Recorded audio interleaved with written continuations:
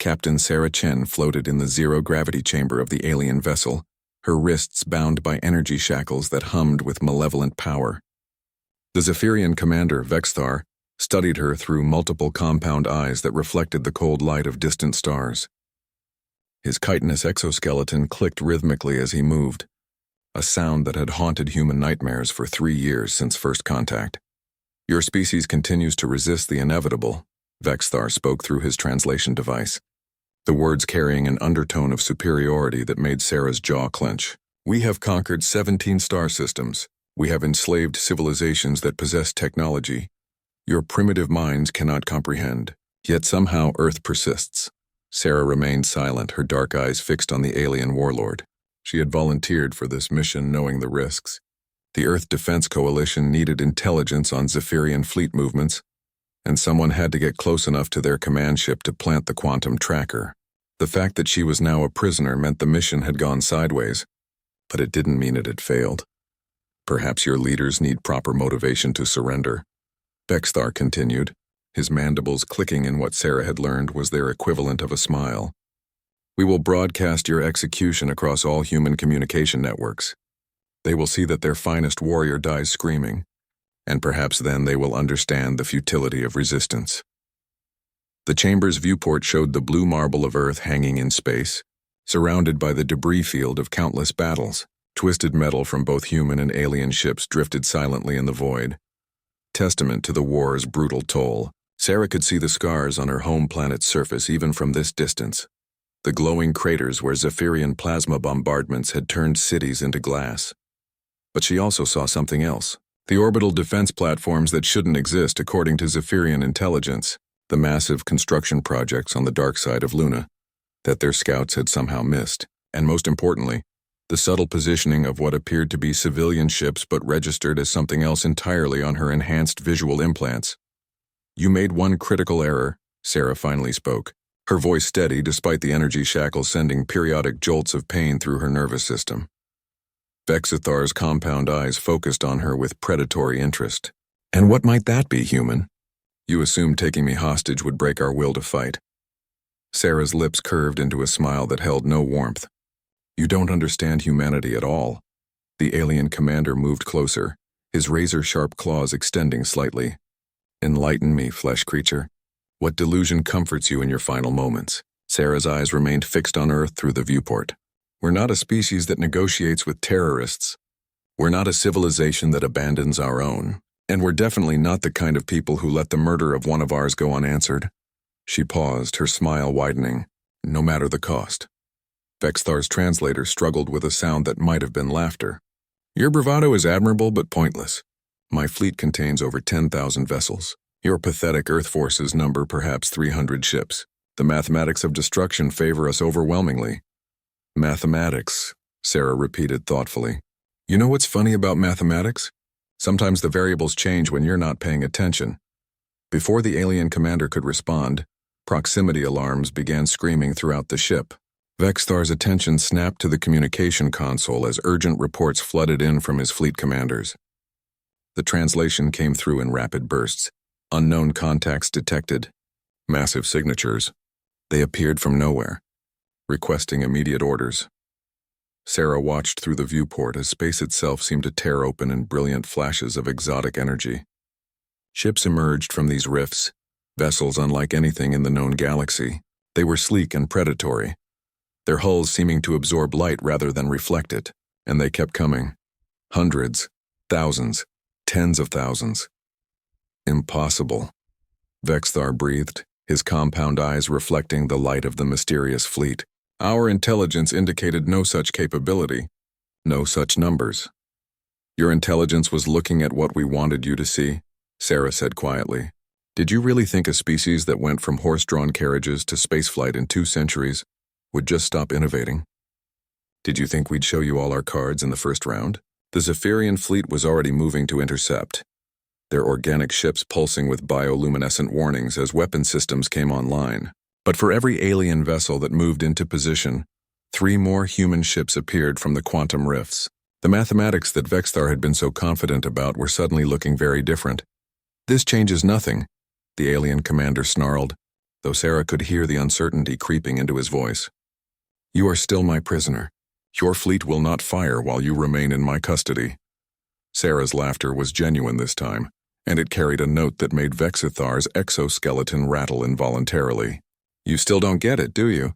You think like a hive mind. You think like a species that values the collective over the individual. But humans?" She met his compound gaze steadily. "We're willing to sacrifice everything for the people we love, including ourselves." The energy shackles around her wrists suddenly went dark. The quantum tracker she had managed to plant during her capture had done more than just transmit location data. It had been slowly interfacing with the ship's systems, learning their protocols, finding their weaknesses. And now, after hours of patient infiltration, it had found what it was looking for. "You see, Commander," Sarah said as she flexed her freed hands, "you made the mistake of thinking that taking a hostage would save you. But all you've really done is give us a target." The first human ships opened fire, their weapons unlike anything the Zephyrians had encountered before. Instead of plasma or kinetic projectiles, they fired streams of what looked like liquid starlight. Where these beams touched the alien vessels, matter simply ceased to exist, leaving perfectly spherical holes that went completely through the ships. Vexthar spun toward his communication console, screaming orders in his native language. But Sarah was already moving, her military training taking over as she launched herself across the zero-gravity chamber. The alien commander was larger and stronger, but he had never fought a human before. He didn't understand their capacity for violence when cornered. The battle for Earth's survival had begun, and it would not end until one species stood victorious among the stars. Sarah's fist connected with Vexthar's compound eye cluster with a satisfying crunch that sent greenish fluid spraying across the chamber walls. The alien commander reeled backward, his mandibles clicking in what she recognized as pain. But Zephyrians were built for war, and his recovery was swift. Razor-sharp claws swept toward her face, missing by inches as she twisted away in the zero-gravity environment.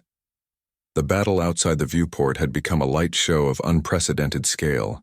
Human vessels moved with purpose and coordination that defied the Zephyrians' understanding of military tactics. Each ship seemed to know exactly where its companions would be, creating interlocking fields of fire that turned space into a death trap for any alien vessel caught within. "Your ships fight like a swarm," Vexthar hissed, ichor leaking from his damaged eye as he launched himself at Sarah again. "No individual initiative, no creativity. They will fail against our superior experience." Sarah caught his wrists as his claws descended toward her throat, using his own momentum to send him spinning into the chamber's curved wall. "You're right about one thing," she grunted, pushing off from a handhold to pursue him. "We do fight like a swarm, but you're wrong about the rest."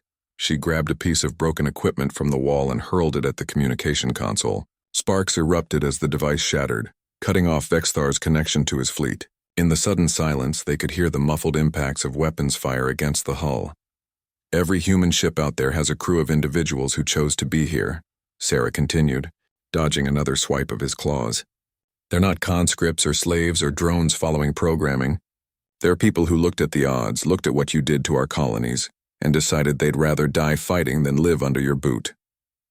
Through the viewport, the tide of battle was becoming clear. The human fleet wasn't just larger than the Zephyrians had anticipated. It was employing technologies that seemed to violate known physical laws. Ships phased in and out of normal space, appearing behind enemy lines to deliver devastating attacks before vanishing again. Others seemed to be generating artificial gravity wells, using the alien vessel's own momentum against them. But it was the weapons that truly defied explanation. The streams of liquid light continued to carve through Zephyrian ships like they were made of paper. Where traditional energy weapons would be absorbed or deflected by the aliens' bioadaptive hulls, these new human weapons simply deleted whatever they touched from existence. Vexithar's communication implant crackled to life despite the damaged console. His second-in-command's voice came through, translated into halting English by the damaged system. "Fleet Commander, our forces are. We cannot match their. Requesting permission to what?" Vexthar roared, ichor now flowing freely from multiple wounds Sarah had inflicted. "To retreat? To abandon the conquest of this pathetic system?" The response came with obvious reluctance. "To employ the Starkiller, Fleet Commander. The weapon is charged and ready." Sarah's blood went cold. She had heard whispers of the Star Killer in intelligence briefings, a theoretical weapon that could destabilize a star and cause it to go supernova. The complete destruction of the Sol system would eliminate both fleets, but the Zephyrians could afford the loss of one fleet. Humanity could not. "No," she whispered. Then louder. "You can't. There are 8 billion people on that planet." Vexithar's mandibles clicked in triumph despite his injuries. "Your species' greatest weakness is also your greatest strength, human. You care too much. You value individual lives over strategic necessity." He activated his personal communicator with a bloody claw. "Execute Starkiller Protocol. Initiate stellar destabilization sequence." Sarah launched herself at him with desperate fury, but he was ready for her this time. His massive form twisted, catching her in a crushing embrace that threatened to snap her ribs. "You will watch your star die," he hissed directly into her ear. "You will see your world burn, and you will know that your defiance accomplished nothing." But Sarah was smiling despite the pain. "You really don't understand humans."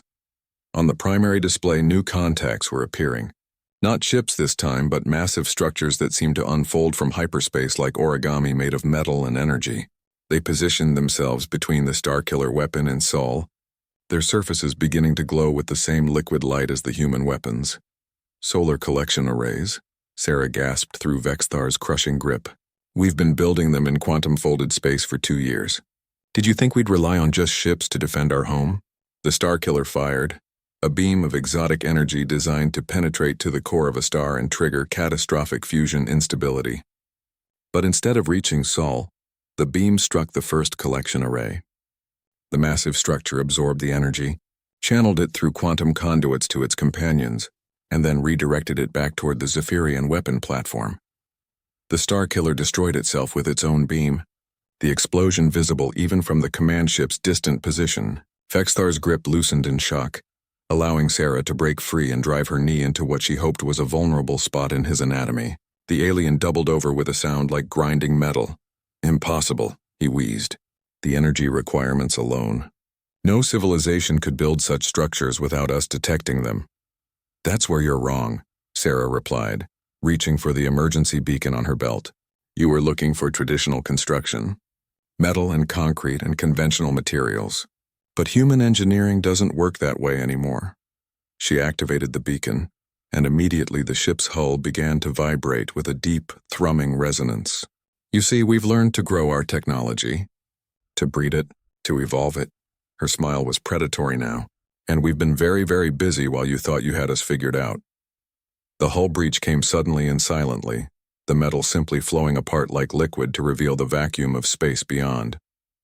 But instead of the explosive decompression that should have followed, a shimmering barrier held the atmosphere in place. Through the opening came figures in sleek armor that seemed to absorb light, moving with inhuman grace and purpose.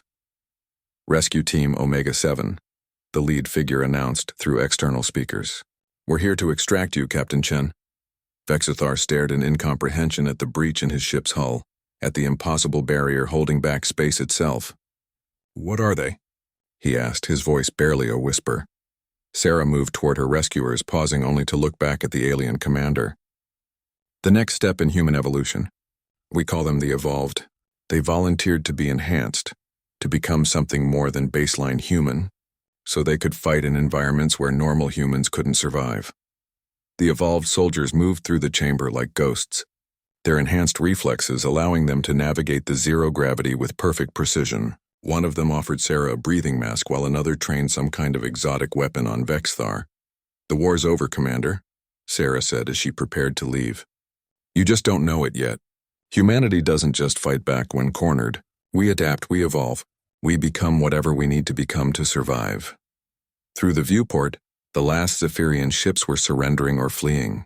The human fleet had taken control of the battle space with minimal losses, their superior technology and tactics proving decisive. But more importantly, the solar arrays remained in place, a permanent defense against any future attempts to destroy humanity's home star. As the Evolved soldiers escorted her toward their extraction craft, Sarah could hear Vexithar's final transmission to his surviving fleet. "Retreat. Full retreat. Do not engage the humans again. Mark this system as forbidden. They are not what we thought they were. The rescue ship sealed itself around them, and Sarah felt artificial gravity take hold as they moved away from the alien vessel. Through the craft's transparent hull, she could see Earth hanging in space, scarred but unbroken, protected by technologies that would have seemed like magic just a few years ago. Humanity had not just survived the Zephyrian invasion. They had evolved beyond it. Admiral Marcus Webb stood in the command center of humanity's newest orbital fortress, watching the tactical displays with grim satisfaction. The Zephyrian retreat was in full progress, their surviving ships fleeing toward the edge of the system at maximum velocity, but he knew this victory was just the beginning of something much larger.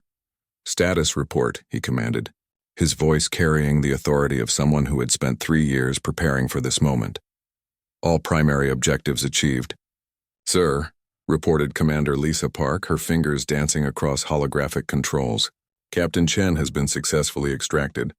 Enemy fleet strength reduced by 73%. No damage to Earth or the inner colonies." Webb nodded, but his expression remained troubled. "And the secondary objectives? Data collection is complete. We've analyzed their ship designs, weapon systems, and communication protocols. The quantum trackers deployed during the battle have attached to most of their fleeing vessels." Park's voice carried a note of anticipation. "We now have real-time locations on their retreat routes and destination coordinates." The main display shifted to show a 3-dimensional map of local space. Red dots marked Zephyrian ships fleeing in multiple directions, their courses tracked by the microscopic devices that had attached themselves during the battle. Some were heading toward what appeared to be a staging area in the Proxima Centauri system. Others were moving toward coordinates that didn't correspond to any known stellar bodies. "Hidden bases," Webb murmured, studying the display. "They have infrastructure we haven't detected." Dr. Elena Vasquez, the project's chief scientist, stepped forward with a tablet full of analysis data. "The retreating ships are carrying something unexpected, Admiral. Their quantum signatures suggest they're loaded with what appears to be cultural artifacts and data repositories. This wasn't just a military defeat for them. They're evacuating their civilization's most precious resources." Webb turned to face her fully. "Explain." "The Zephyrians are an ancient species, sir. Our xenobiological analysis suggests they've been spacefaring for over 50,000 years. In all that time, they've never encountered resistance like what we showed them today." Dr. Vasquez highlighted specific energy patterns on her tablet. "These quantum signatures match theoretical models for compressed historical archives. They're not just retreating militarily. They're preserving their entire cultural heritage because they think we might pose an existential threat to their species." The implication sent a chill through the command center. Webb had expected to win this battle, but he hadn't anticipated that the aliens would view humanity as a threat to their entire civilization. It changed the strategic landscape completely. "Sir," interrupted Lieutenant Commander Chen from the communications station, "we're receiving a priority transmission from the extraction team. Captain Chen is requesting immediate conference with senior command. Patch her through." Sarah's face appeared on the main screen, still bearing the marks of her struggle with Vexthar, but alert and focused. "Admiral, we have a problem. During my captivity, I overheard communications between Vexithar and what sounded like multiple fleet commanders. This wasn't just an invasion force. It was a test." Webb felt his stomach drop. "Elaborate." "They've been probing dozens of systems simultaneously, sir, testing the defensive capabilities of various species. According to what I overheard, they consider Earth to be part of something called the Resistance Evaluation Protocol." Sarah's expression was grim. "We weren't supposed to win, Admiral. We were supposed to put up enough of a fight to demonstrate our technology level, then be conquered or destroyed. The fact that we drove them off completely has triggered some kind of galaxy-wide alert." Dr. Vasquez stepped closer to the screen. "Captain, did you hear anything about other species? Other civilizations that might have been tested?" "Affirmative.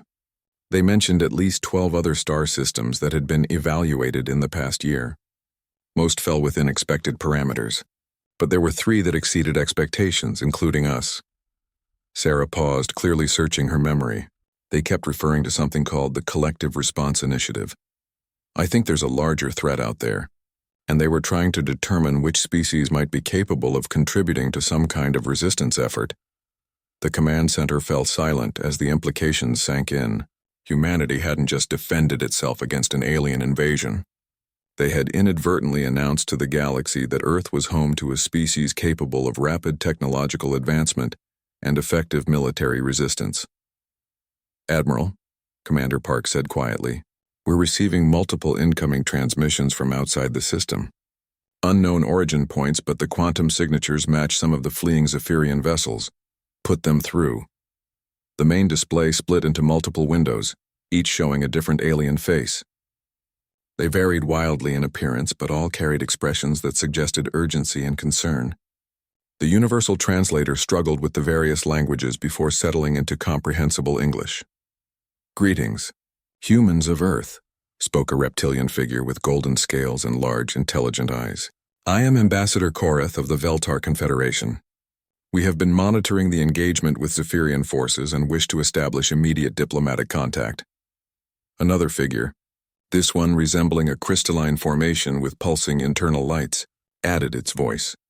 "The Synthesis Collective extends recognition of humanity's emergence as a stellar civilization. We offer technological exchange and mutual defense agreements." A third alien, appearing almost human except for silver skin and completely black eyes, spoke with obvious urgency. "Time is critical, humans. The Zephyrian hegemony was serving as advanced scouts for something much worse. You have perhaps 6 standard months before the Devourers arrive in this galactic sector." Webb raised his hand for silence, his mind racing to process the sudden flood of information. "The Devourers." The silver-skinned alien's expression darkened. "A machine intelligence that consumes entire star systems to fuel its expansion. It has been systematically destroying civilizations across the galaxy for over 2 million years. The Zephyrians were identifying which species might be capable of joining a resistance coalition, and by defeating them so decisively," added the crystalline being, "you have demonstrated that humanity possesses both the technological capability and the will to fight back. You are now automatically included in the coalition, whether you wish it or not." Dr. Vasquez stepped forward. "What exactly does that mean for Earth?" The reptilian ambassador answered, "It means your species will be provided with advanced technologies and military support to help defend against the Devourer threat. But it also means you will be expected to contribute to the defense of other coalition worlds when the time comes." Webb looked around the command center, seeing his own thoughts reflected in the faces of his staff. Humanity had gone from defending their home system to being inducted into a galactic war they didn't even know existed. "How long do we have to prepare?" he asked. "The Devourers move slowly but inexorably," the silver-skinned alien replied. "Their harvester fleets will reach this sector in approximately 180 of your days. However, their advanced scouts will arrive much sooner. You will face probe attacks within 30 days. Captain Chen's image leaned forward on the screen. "Admiral, request permission to return to Earth immediately. If we only have 30 days to prepare for the next phase, we need to accelerate all development programs." Webb nodded grimly. "Granted. All department heads prepare for immediate strategic planning session. Dr. Vasquez, I want options for rapid technological integration with our new allies. Commander Park, begin analysis of our current defensive capabilities against machine intelligence threats." As his staff moved to carry out orders, Webb continued to study the alien faces on the display. Each represented an entire civilization that had survived the Devourer threat long enough to form this coalition. The question now was whether humanity could evolve quickly enough to not just survive, but help turn the tide in a war that had been raging since before human civilization existed. "One more question," Webb said to the assembled aliens. "What happened to the other species that failed the Zephyrian evaluation?" The silence that followed was answer enough. Humanity had passed the test, but the stakes of failure were now terrifyingly clear. The war for Earth's survival was over, but the war for humanity's future in the galaxy was just beginning. Dr. Elena Vasquez stood in the most secure laboratory on Earth, surrounded by technology that had arrived via quantum transmission just hours after humanity's induction into the Galactic Coalition. The alien devices hummed with energies that made her instruments scream warnings about dimensional instability and exotic matter containment failures. But after 3 years of developing weapons to fight the Zephyrians, she found the impossible was becoming routine. "Integration test number 47, she spoke into her recording device, attempting to merge coalition graviton manipulator with human quantum fold technology. Her team worked with mechanical precision around her, each member enhanced with neural implants that allowed direct interface with both human and alien systems. The volunteers had come forward within hours of learning about the Devourer threat, willing to undergo experimental procedures that carried significant risk of death or permanent disability. Dr. James Kim, his temples marked with the silver neural ports that allowed him to commune directly with the alien technology, looked up from his console. The graviton field is stabilizing, but we're seeing temporal distortion at the interface point. The alien technology operates on principles that seem to violate causality. Elena nodded grimly. According to the Veltar technical specifications, their technology actually does violate causality. They manipulate probability streams to ensure favorable outcomes in combat situations. She paused, studying the readings. In essence, their weapons don't just hit targets. They retroactively ensure they were always going to hit those targets. The implications were staggering. Humanity was being given access to technology that could rewrite the basic rules of reality. But with only 30 days to integrate these systems before the Devourer scouts arrived, there was no time for careful testing or philosophical consideration. Dr. Vasquez, came a voice from the communication system. Priority call from Admiral Webb. Elena activated the secure channel and Webb's face appeared on the main display. Behind him, she could see the organized chaos of the orbital command center as staff officers coordinated with alien liaisons. Elena, I need a status update on the integration project. We've just received intelligence that changes our timeline. How so, Admiral? The Devourer advanced scouts aren't coming in 30 days. They're coming in 72 hours. Webb's expression was grim. Apparently, the destruction of the Zephyrian Starkiller sent out an energy signature that was detected by Devourer sensor networks. They're accelerating their approach to investigate. Elena felt the blood drain from her face. 72 hours wasn't enough time to properly integrate even basic coalition technologies, let alone develop effective countermeasures against machine intelligences that had been consuming civilizations for 2 million years. Sir, we need more time. The alien technologies operate on principles that are completely foreign to human physics. Without proper integration protocols, we risk catastrophic system failures. Elena, I need you to work miracles. Again. Webb's voice carried the weight of command and desperation in equal measure. What do you need? Before she could answer, alarms began sounding throughout the laboratory. Not the gentle warnings of system malfunctions, but the sharp, urgent tone that indicated incoming threats. Dr. Kim's console erupted in warnings as his neural interface began receiving data from the orbital sensor network. Contact, he announced, his voice strained from the direct data feed. Multiple contacts materializing at the edge of the system. Configuration unknown, but energy signatures match theoretical models for machine intelligence vessels. Elena spun to face her team. Emergency integration protocol. Bypass all safety systems and attempt direct fusion of coalition defensive technologies with our existing network. If this doesn't work, we're all dead anyway. The next hour was a blur of desperate activity. Elena's enhanced team worked with inhuman efficiency, their neural implants allowing them to process information and make decisions at superhuman speeds. But even with their enhancements, they were attempting to compress months of development work into minutes. The laboratory's main display showed the approaching Devourer scouts. They were unlike anything in humanity's experience. Perfect geometric shapes that seemed to absorb light rather than reflect it. There were 12 of them, each the size of a small moon, moving with purposeful intent toward the inner system. Integration at 60%, Dr. Kim reported, his silver neural ports now glowing with barely contained energy. The coalition technologies are adapting to our systems, but the process is causing quantum fluctuations in local spacetime. Can we fight with what we have? Elena asked, unknown. The weapons should function, but their effectiveness against machine intelligence is theoretical at best. On the display, Admiral Webb was coordinating the defense. Humanity's most advanced ships moved to intercept the scouts, their hulls bristling with both human and hastily integrated alien weapons. The solar collection arrays that had defeated the Starkiller were repositioning themselves to create overlapping fields of fire. But as the first human vessels engaged the Devourer scouts, it became clear that this enemy was unlike anything they had faced before. The machine ships didn't dodge or maneuver to avoid incoming fire. Instead, they simply absorbed the energy, converting it into some form of propulsion that actually accelerated their approach. They're feeding on our attacks, Elena breathed, watching in horror as human beam weapons made the enemy ships faster and stronger. Dr. Kim's console suddenly erupted in new data. Dr. Vasquez, I'm reading massive quantum distortions throughout the system. The Devourer scouts aren't just here to attack. They're preparing the local space for something much larger.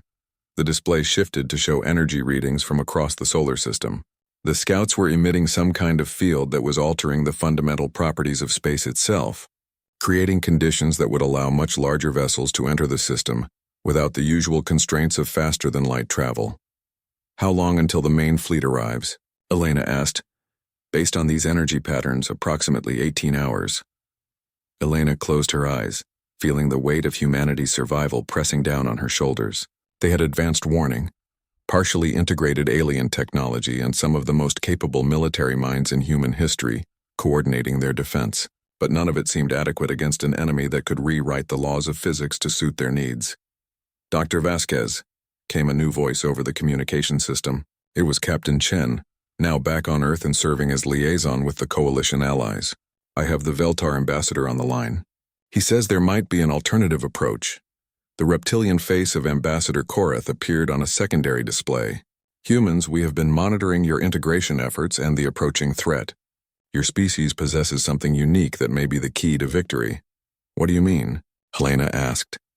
In our thousands of years of warfare against the Devourers, we have learned that they are supremely logical beings. They calculate probability matrices for every action and choose the path most likely to result in success. Korath's golden scales seem to dim with concern. But humans do not think logically. You make decisions based on emotion, instinct, and concepts like honor that have no logical foundation. Elena frowned. How is that helpful? Because the Devourers cannot predict or counter illogical behavior. Their probability matrices become useless when faced with beings who make decisions that no rational intelligence would make. The ambassador's expression shifted to something that might have been hope. Your species' greatest weakness in galactic terms may be your greatest strength against this particular enemy. Elena felt a spark of understanding. You're saying we need to be unpredictable. More than unpredictable. You need to be impossible. You need to do things that violate every principle of logical warfare. Korath leaned forward, and based on our analysis of your recent battle with the Zephyrians, your species excels at impossible solutions. Elena looked around the laboratory at her enhanced team, at the half-integrated alien technologies, at the displays showing impossible enemy vessels approaching their home. Then she smiled, and for the first time in hours it was genuine. Admiral Webb, she said into the communication system, cancel the conventional defense plans. I have a better idea. Admiral Webb stared at Dr. Vasquez through the communication link, wondering if the stress of the integration project had finally caused her to snap. Elena, did you just suggest we abandon our defense plans with enemy scouts 18 hours away from bringing in the main Devourer fleet? Not abandon, Admiral. Revolutionize. Elena's eyes held the gleam of inspiration that had made her humanity's premier xenotechnology expert. The Coalition has been fighting the Devourers for thousands of years using logical, predictable strategies. That's why they keep losing. Captain Chen stepped into view behind Elena. Admiral, I've been reviewing the Coalition tactical reports. Every single engagement follows the same pattern. The Allies set up defensive positions, the Devourers calculate optimal attack vectors, and the machines win through superior mathematical modeling. Webb felt a headache building behind his temples. So what are you proposing? Elena grinned, and Webb realized that expression on a scientist's face usually meant someone was about to do something incredibly dangerous. We're going to do something so fundamentally stupid that the Devourer's probability matrices won't be able to process it. Define stupid. We're going to attack them. Elena's smile widened at Webb's expression. Not just attack them, Admiral. We're going to charge directly at their main fleet the moment it arrives, with no defensive positions, no tactical coordination, and no logical strategy whatsoever. The command center fell silent. Every officer within earshot had stopped their activities to stare at the display showing Dr. Vasquez. Webb himself needed a moment to process what he'd just heard. Elena, that's not stupid. That's suicide. Exactly, she said with enthusiasm that was deeply disturbing. It's so illogical that the Devourers won't have any contingency plans for it. According to Ambassador Korath, their entire tactical database is built on the assumption that organic species will act in their own self-interest. Dr. Kim's voice came from off-screen. Dr. Vasquez, we're receiving additional data from the Coalition fleet. The Veltar are offering to provide us with something called probability anchors that can prevent the Devourers from using temporal manipulation to undo our actions. Webb rubbed his temples harder. Temporal manipulation? Captain Chen stepped forward to explain. Sir, one of the Devourer's primary weapons is the ability to retroactively alter probability streams. If they detect an action that threatens their fleet, they can essentially rewind time and choose a different quantum path where that action never occurred. So they can undo our attacks before we make them? Under normal circumstances, yes. But the probability anchors create fixed points in spacetime that even the Devourers can't alter. If we anchor ourselves to specific moments, they can't erase our actions. Elena's face reappeared on the display. Admiral, we have approximately 16 hours to completely restructure our entire fleet for maximum illogical behavior. I need authorization to implement the most insane tactical plan in human history. Webb looked around the command center at his staff officers. These were some of the most experienced military minds on Earth, people who had helped develop the strategies that defeated the Zephyrians. Every single one of them looked like they were witnessing a complete breakdown of military sanity. Elena, walk me through this step by step. First, we integrate the probability anchors with our ship navigation systems. This locks each vessel to a specific trajectory that cannot be altered by temporal manipulation.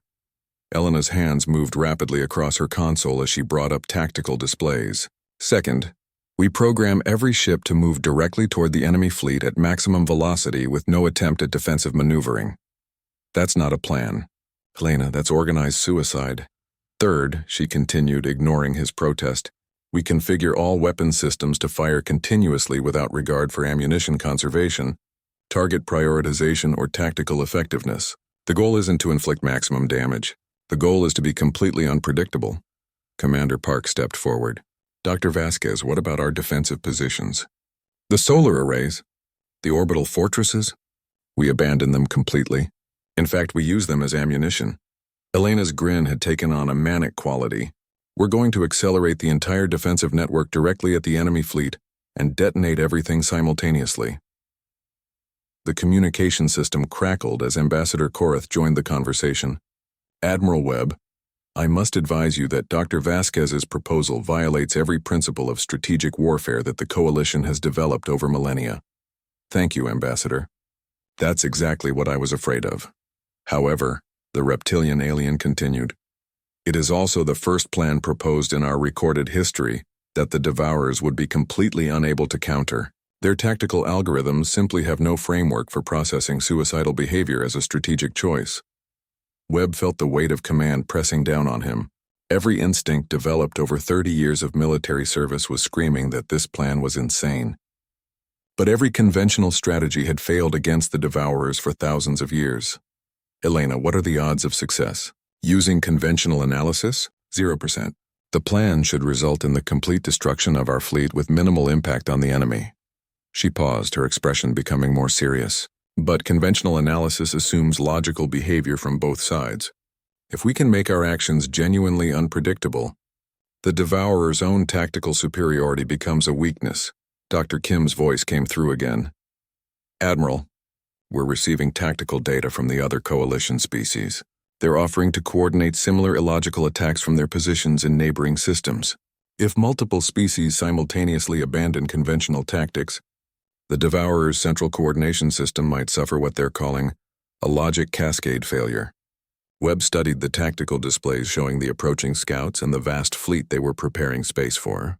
In 18 hours, Earth would face an enemy that had been perfecting the art of destruction for 2 million years. Conventional wisdom said humanity should prepare the best possible defenses and hope for miracle. But conventional wisdom had never accounted for humanity's unique capacity for magnificent stupidity. All right, Elena, you have authorization to implement your impossible plan. Webb's voice carried across the command center with absolute authority. But I want one modification, sir. If we're going to charge into certain death with no logical plan, we're going to do it properly. Webb turned to address his entire staff. All volunteer crews only. Anyone who wants to participate in this insane gambit does so of their own free will. Everyone else evacuates to the deep system shelters. Elena's expression softened slightly. Admiral, we'll need every ship we have to make this work. And you'll have them, Elena, because humans don't just excel at impossible solutions. We excel at impossible solutions that everyone volunteers for despite knowing better. Webb smiled grimly. Captain Chen, begin fleet-wide communications. I want to address every ship's crew personally. As his staff moved to carry out the orders, Webb realized that in the next 18 hours, humanity would either achieve the most spectacular victory in galactic history or the most spectacular failure. But either way, they would do it as themselves, refusing to be anything other than the illogical, unpredictable species that had somehow survived long enough to reach the stars.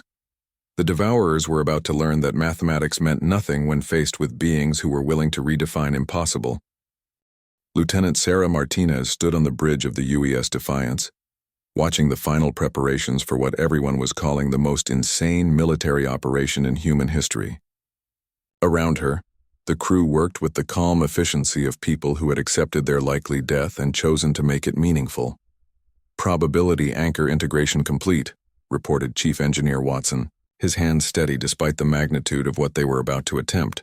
Navigation system locked to direct course toward enemy formation. No defensive maneuvers, no evasive action, no logical tactical response programmed. Captain Rodriguez moved between stations, checking on his crew. When Admiral Webb had announced the plan to every ship in the fleet, Rodriguez had been the first captain to volunteer. The idea of charging straight at overwhelming odds without a sensible plan? He had said. That's the most human thing I've ever heard. Weapon status? Rodriguez asked.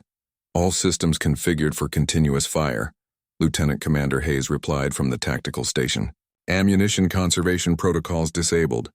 Target prioritization algorithms deleted. We're basically going to shoot at everything simultaneously until we run out of bullets or die. Through the viewports, the rest of the human fleet was visible in formations that would have made any military academy instructor weep. Ships clustered together with no regard for mutual support, point defense coverage, or coordinated fire. The massive solar collection arrays were being accelerated directly toward the enemy position, their delicate sensor equipment replaced with crude impact detonators. Captain, came the voice of Admiral Webb over the fleet communication channel. Final status report from all vessels. Rodriguez activated his command link. UES Defiance reporting ready for Operation Magnificent Stupidity, Admiral. Similar reports came in from across the fleet. The UES Indomitable, UES Reckless, UES Absolutely Not, and dozens of other vessels whose crews had embraced the complete abandonment of military logic. Even the ship names reflected humanity's commitment to the impossible. Admiral, Dr. Vasquez's voice joined the channel from her laboratory. Coalition allies report ready for coordinated illogical attacks across 17 different star systems. The Veltar have agreed to charge their entire defensive fleet directly into a Devourer Harvester group. The Synthesis Collective is going to attempt to reason with machine intelligences, which their analysis indicates should cause recursive logic errors. Webb's laugh carried across the channel. Elena, 6 months ago our biggest concern was one alien invasion fleet. Now we're coordinating galaxy-wide military insanity with species we'd never met. Sir? Interrupted Captain Chen from the Orbital Command Center. Enemy contacts materializing throughout the system. Main Devourer fleet arriving ahead of schedule. The tactical displays suddenly filled with contacts that defied comprehension. Vast geometric shapes materialized from hyperspace, each one larger than Earth's moon and bristling with weaponry that could sterilize planets. There were hundreds of them, arranged in perfect mathematical formations that spoke of absolute tactical superiority. Fleet analysis incoming. Dr. Kim's enhanced voice carried data directly from the Coalition's combined intelligence network. Devourer flagship identified. Estimated length, 4,000 kilometers. Estimated crew, 0. Estimated processing power, exceeds the combined computational capacity of all Coalition worlds. Lieutenant Martinez felt her stomach drop. The enemy flagship alone was larger than some asteroids, and it was just one vessel in a fleet that stretched across millions of cubic kilometers of space. All vessels. Admiral Webb's voice cut through the fear with absolute authority. Remember, we're not trying to win through superior firepower or tactical brilliance. We're trying to break their computer brains by being magnificently, impossibly human. Captain Rodriguez turned to his crew. You heard the Admiral. Anyone having second thoughts about this completely insane plan? Engineer Watson raised his hand. Sir, I'd like to modify our approach slightly. How so? Instead of just charging directly at them, what if we charge directly at them while broadcasting human music at maximum volume? Something really inappropriate for a military situation. Lieutenant Commander Hayes grinned. I vote for polka. Nothing says logical tactical decision like attacking to accordion music. Belay that, Rodriguez said with mock seriousness. If we're going to die gloriously, we're doing it to death metal. Martinez, patch into the fleet communications and find the most aggressive music in our database.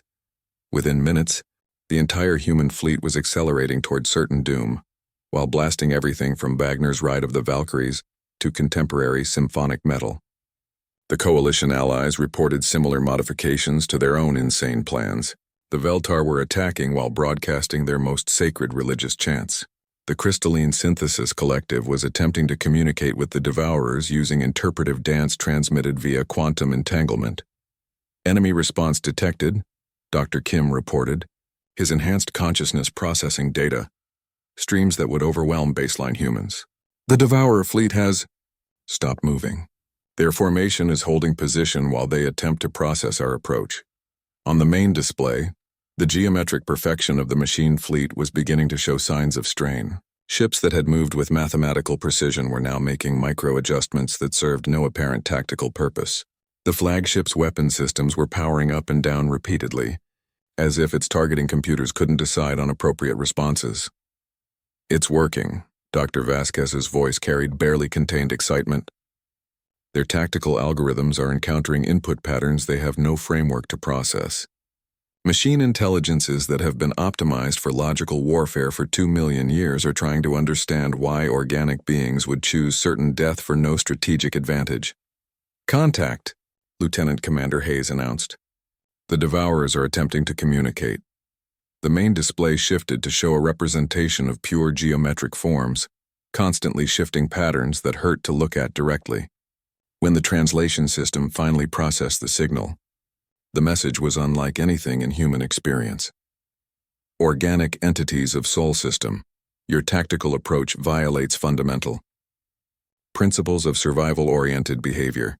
Explain purpose of suicidal charge with no strategic objectives. Captain Rodriguez looked around his bridge at his crew. Anyone want to field that one? Engineer Watson cleared his throat. Permission to respond, sir? Granted. Watson activated the communication system. Dear robot people, we're attacking you because someone needs to, and we're the kind of idiots who volunteer for impossible jobs. Also, we really don't like bullies, and you've been bullying our new friends for way too long. The silence that followed was broken only by the increasingly chaotic polka music echoing across the fleet channel. On the tactical display, the Devourer formation was beginning to break apart as individual ships made contradictory movement decisions. Response: does not compute, suicidal. Tactics serve no evolutionary purpose, requesting clarification of strategic objectives. This time Admiral Webb himself responded. There are no strategic objectives. We're attacking you because it's the right thing to do, even though it's stupid. Especially because it's stupid. Sometimes doing the right thing means ignoring logic entirely. The enemy flagship's response took nearly 30 seconds to formulate, an eternity for a machine intelligence. Concept of right thing not found in tactical database.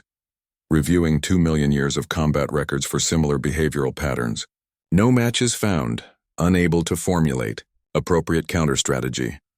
Lieutenant Martinez watched in amazement as the most advanced military force in galactic history began to suffer what could only be described as a massive system crash. Ships collided with each other as their navigation systems chose contradictory solutions to the problem of organic beings who refused to act logically. All ships, came Admiral Webb's voice. Phase 2 of Operation Magnificent Stupidity begins now. You know what to do. Captain Rodriguez grinned and turned to his weapons officer. Hayes, open fire. All weapons, all targets, maximum chaos. The human fleet opened fire while still accelerating directly toward the enemy, their weapons creating a light show that served no tactical purpose but looked absolutely spectacular. The coalition allies coordinated their own impossible attacks, creating a galaxy-wide exhibition of organic species refusing to behave rationally. And for the first time in 2 million years, the Devourers had no idea what to do about it. The moment when 2 million years of machine logic met humanity's complete disregard for rational behavior was later described by coalition historians as the most beautiful disaster in galactic history. Admiral Webb watched from the command center as the Devourer fleet, faced with tactics that violated every principle of strategic warfare, began to tear itself apart. "Fleet status report," he called out, though he could see the results on every display around him. "All vessels maintaining impossible trajectories," Commander Park reported with barely suppressed amazement. The UES Defiance just flew directly through a Devourer formation, while broadcasting polka music and somehow emerged with minimal damage. The enemy ships were too busy trying to calculate appropriate responses to actually shoot at them. Dr. Vasquez's voice crackled over the communication system from her laboratory. "Admiral, we're detecting cascade failures throughout the Devourer network. Their central coordination system is attempting to process over 17 different examples of illogical behavior simultaneously. The computational load is causing systematic breakdowns." On the main display, the enemy flagship was spinning slowly, its massive bulk rotating without purpose as its navigation systems fought conflicting instructions. Smaller machine vessels were firing at random targets, including each other, as their tactical algorithms became trapped in recursive loops trying to understand human behavior. "Sir?" Captain Chen's voice carried excitement and disbelief in equal measure. Coalition allies report similar results across all 17 attack sites. The Veltar religious charge apparently caused 3 Devourer ships to attempt conversion to organic belief systems. The Synthesis Collective's interpretive dance broke so many machine logic circuits that an entire harvester group is now drifting in space trying to achieve artistic expression. Webb shook his head in amazement. "Elena, is this actually working?" "Better than working, Admiral. It's exceeding every possible projection." Dr. Vasquez's image appeared on screen, her face flushed with triumph. The Devourer's greatest strength was their ability to outthink organic species. But they optimized their intelligence for logical problem-solving. When faced with genuinely illogical problems, they can't adapt. The tactical display shifted to show the broader battle across multiple star systems. Everywhere the coalition forces had abandoned conventional tactics in favor of impossible strategies, the machine forces were failing catastrophically. The Devourers had no contingency plans for enemies who acted against their own interests. "Admiral," Lieutenant Commander Hayes' voice came from the UES Defiance. "Enemy flagship is attempting communication again." The geometric patterns on the display were noticeably more chaotic than before, shifting and reforming in ways that suggested deep systemic stress. When the translation finally came through, the message was fragmented and repetitive. "Organic entities. Tactical approach violates. Cannot compute. Strategic analysis indicates. Error. Error. Requesting. Impossible. Logical framework failure. Cannot adapt to. Error. Error." Captain Rodriguez's voice cut through the machine's breakdown. "I think we broke them, Admiral." Dr. Kim's enhanced consciousness was processing data from across the battlefield. "Admiral, I'm detecting massive power fluctuations in the Devourer fleet. Their central processing cores are overheating as they attempt to model organic behavior that has no logical foundation." "All ships," Webb announced to the fleet, "prepare for Phase 3 of Operation Magnificent Stupidity." "What's Phase 3? Captain Rodriguez asked. Webb smiled. "We're going to do something even more impossible. We're going to offer them surrender terms." The silence on all channels was profound. Even Dr. Vasquez, architect of the impossible plan, stared at him in disbelief. "Admiral," she finally said, "they're machine intelligences that have been conquering the galaxy for 2 million years. They don't surrender." "Exactly. Which is why offering them surrender is perfectly illogical." Webb activated the fleet-wide communication system. "Attention, Devourer fleet. This is Admiral Marcus Webb of the Earth Defense Force. You are completely surrounded by forces that don't make sense. We demand your immediate and unconditional surrender." The response was immediate and catastrophic. The enemy flagship's geometric patterns collapsed entirely, replaced by random static. Across the Devourer fleet, ships began powering down their weapon systems not in surrender, but because their targeting computers had given up trying to process the concept of offering mercy to a superior force. Impossible, came the machine intelligence's broken response. Superior force offers terms to inferior force. Logic dictates. Cannot compute. Requesting instruction from error. Central coordination offline. Unable to process.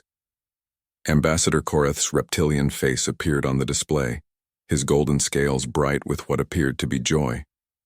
Admiral Webb, coalition forces across all 17 systems are reporting the same phenomenon. The Devourer fleets are entering what appears to be voluntary shutdown to prevent terminal logic cascade failures. Dr. Vasquez was studying her readings with growing excitement. Admiral, they're not just shutting down. They're attempting to quarantine their own consciousness subroutines to prevent the logical paradoxes from corrupting their core programming. They're essentially putting themselves into protective coma. Webb, watched as the most feared military force in galactic history, systematically disabled itself rather than face the cognitive dissonance of dealing with truly irrational opponents. Ships that could destroy planets were powering down because their crews couldn't understand why anyone would attack overwhelming odds for purely moral reasons. Fleet status? He asked. Remarkably minimal casualties across all forces, Commander Park reported. The Devourers were so busy trying to understand our tactics that they barely returned fire. Total human losses. 3 ships with minor damage, approximately 50 personnel wounded. 0 fatalities. 0 fatalities? Webb repeated. The enemy was too confused to shoot straight, sir. Captain Chen stepped forward. Admiral, we're receiving communications from Devourer vessels throughout the system. They're asking for instructions on how to surrender properly. Webb looked around the command center at his staff, all of whom were struggling to process the magnitude of what had just happened. Humanity had faced the greatest threat in galactic history and defeated it by being so completely human that the enemy couldn't cope. Dr. Vasquez, any recommendations for handling the surrender of machine intelligences that have never surrendered before? Elena's grin was infectious.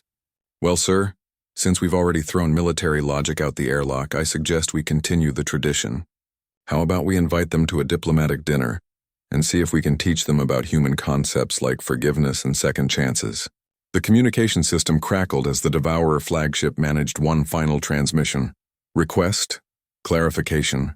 Organic entities offer food-sharing ritual to conquered enemy. Does not compute requesting cultural education. To prevent future logic failures. Webb laughed, a sound that carried across every human ship and coalition vessel in the system. Elena, I think we just accidentally solved a 2-million-year-old galactic war by being ourselves. Admiral, came Captain Rodriguez's voice. What do we do for an encore?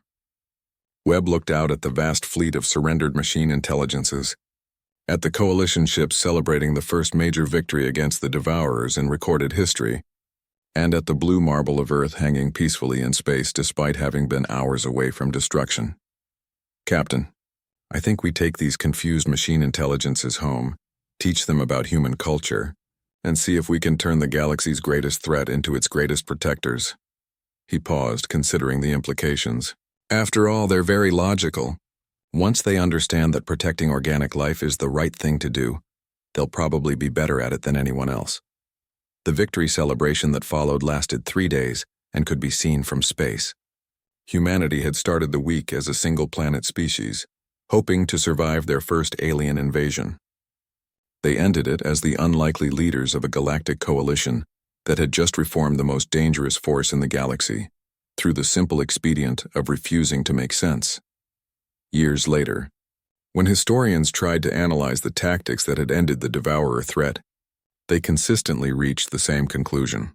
Sometimes the most human solution to an impossible problem is to do something so magnificently stupid that reality has to rearrange itself to accommodate you. And sometimes, that's exactly what the galaxy needs.